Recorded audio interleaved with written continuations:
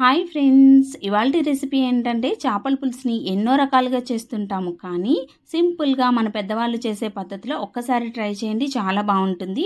దీనికి కానాగంతలు, చిన్న చేపలు ఏవైనా సరే చేపల పులుసు చాలా బాగుంటుందండి. ఇలా మట్టి కుండలో చేసుకుంటే బాగుంటుంది, లేదనుకుంటే నార్మల్ కుండలో కూడా చేసుకోవచ్చు. మట్టి కుండలో అయితే టేస్ట్ డిఫరెంట్గా ఉంటుంది. చేపల్ని శుభ్రంగా వాష్ చేసుకున్న తర్వాత ఉప్పు, కారం, ఆయిల్ వేసుకొని పసుపు కొద్దిగా వేసుకొని బాగా మ్యారినేట్ చేసుకొని అరగంట పాటు పక్కన పెట్టేసుకోండి. ముక్కకి ఉప్పు, కారం అనేది చక్కగా పట్టుకుంటాయి. ఈలోపు మిక్సీ జార్లోకి ఒక పెద్ద ఉల్లిపాయని పెద్ద ముక్కలు కట్ చేసింది, ఒక యాలుక, అర ఇంచు దాల్చిన చెక్క, 2 లవంగాలు వేసి పేస్ట్ చేసుకొని చేపల్లో వేసేసుకొని ఒక పెద్ద సైజు ఆనియన్ని చిన్న ముక్కలు కట్ చేసుకున్నది, కారంకి తగ్గట్టు పచ్చిమిర్చి ఘాట్లు పెట్టి వేసుకొని దానిలోకి 3 టమాటాలని ఇలా ప్యూరీ చేసుకొని వేసుకోండి.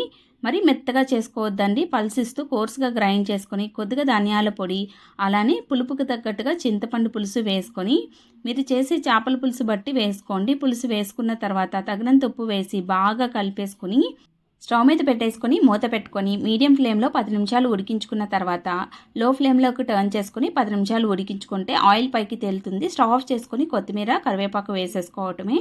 అయితే మధ్య మధ్యలో చేపలు చిదరవకుండా మధ్యలో క్లాత్ సహాయంతో కుండని అటు ఇటు కదుపుతూ ఒక 2-3 సార్లు ఇలా కలుపుకొని చేపల పులుసుని మరిగించుకోండి.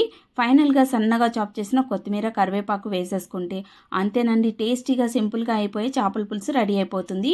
మనం నెల్లూరు స్టైల్ అని ఇలా ఎన్నో రకాలుగా చేస్తుంటాము, కానీ ఇలా సింపుల్గా పాతకాలం పద్ధతిలో ఒకసారి ట్రై చేయండి. దీన్ని 1 పాట్ చేపల పులుసు అని కూడా అనొచ్చు. చాలా సింపుల్గా అయిపోతుంది, టేస్టీగా ఉంటుంది. నచ్చితే తప్పక ట్రై చేయండి. ట్రై చేశాక నచ్చితే తప్పకుండా లైక్ చేసి, షేర్ చేసి, సబ్స్క్రైబ్ చేసుకోండి. Thank you for watching.